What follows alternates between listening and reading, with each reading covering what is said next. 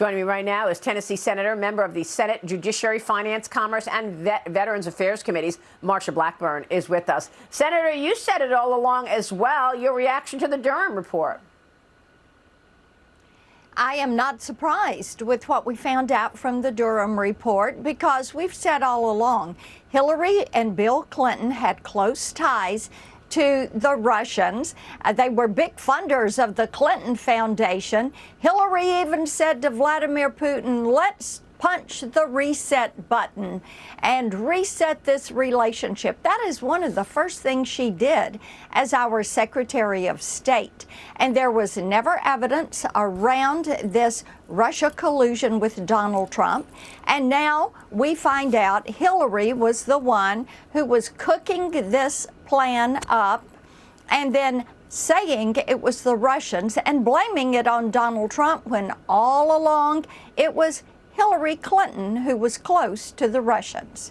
Yeah, but what about the media? I mean, the media also allowed this story to go viral, even though they had absolutely no evidence. And let's not forget, not just the Clinton Global Initiative and all that money that goes into there and has over the years. It was Bill Clinton getting all that money for speeches in Russia. It wasn't just what Donald Trump wasn't doing. It was what Hillary Clinton was doing, and the FBI pursuing it despite no evidence. Lives have been destroyed in the process. You're correct about that. And Maria, in 2015, when, as a part of my committee work, we did a report on the Clinton Foundation and the Clinton Global Initiative and brought forward many of these connections, the media was not interested in covering that because they were interested in covering up the tawdry details of Bill and Hillary Clinton and their lives, because everyone had predetermined that Hillary Clinton was going to be the first female president of the United States. So how dare the media get in the way of that? Well, I mean, what outrages me most about this, not just that we had the story and I tried to report the story truthfully and got slammed for it in the media, but what really gets me is the fact that this put a sitting president on defense.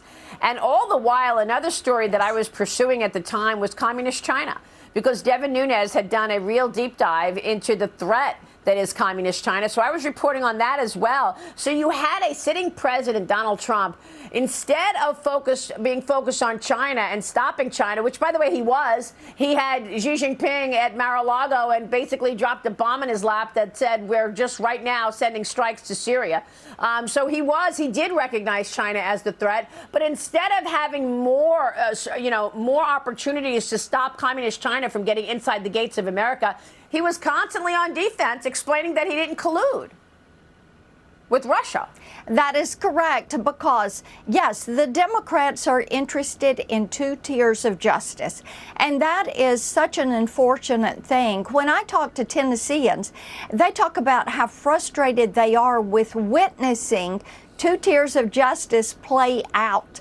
And they know it's not right. They're frustrated by it. They know that whether it's the DOJ or the IRS or Veterans Affairs or any of these agencies, the liberals are treated one way and conservatives are treated another way. And Maria, they're tired of it. And they're tired of the media continuing to push these false narratives simply because it is going to enable the left to move forward on what they want as an outcome. And it is being done at the expense of the people. That is why it is time for we, the people, to be the people and push back on this. DOJ is not going to do anything about this. Merrick Garland is spineless. He is weak. He's not going to take this up. He's not going to call the FBI to account.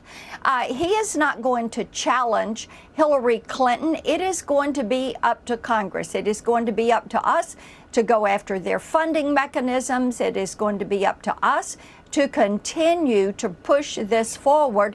It is Yeah. going to be up to us to make certain that after 2024, we have a DOJ that is going to punish these people for the wrong that they have done to so many people, the lives that Yeah. they have ruined, and the arrogance that they have to continue to go out there and push themselves forward Yeah. as authorities. And Maria, something else, all of these people that are former CIA, former Yeah. DOJ, and they have these security clearances, we need to yank every single one of them, every one Well, of them.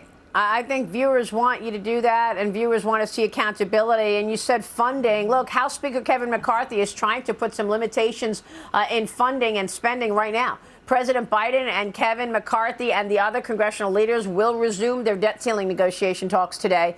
But McCarthy said yesterday that there's been no movement so far. I spoke with House Financial Services Committee Chairman Patrick McHenry earlier in the show. Here's what he told me. Watch.